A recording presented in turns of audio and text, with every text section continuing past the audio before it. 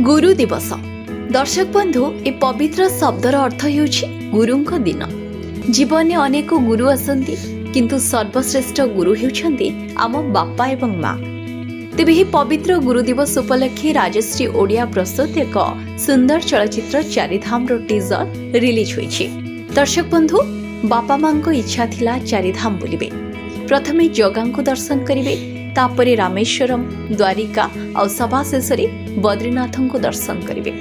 बापा माँ को मनस्कामना केवल एतिकी, परिणत बयस चारिधाम बुलिबे आ पुण्य अर्जन करिवे। किंतु दर्शक बंधु कहानीटी एइठी सरुनी, बरं कहानी एइठु ही आरंभ होइछि। चारिधाम दर्शन करिबा पई नायकों को अनेक संघर्ष करिबा को पड़ुछि। चलचित्रटी दुख भरा कहानी को नहीं प्रस्तुत होइथिबा बेले मुख्य नायक भावे नजर आसिबे सुपरस्टार अनुभव महांती एवं तांको सह बापा माँ को भूमिका रे नजर आसिबे अशोक दास एवं ममता त्रिपाठी। संपूर्ण चलचित्रटी सेप्टेम्बर 25 रे मुक्तिलाभ करने को जाउछि। तेबे दर्शक बंधु चारिधाम रे अनुभव महांती कौन तांको बापा माँ को इच्छा को पूर्ण करि परिबे जानिबा पई सेप्टेम्बर 25 रे देखिबा को भूलिबे नहीं चारिधाम। एवं टीजर टी किपरि लागिला निश्चय कमेंट माध्यम रे जणैबे।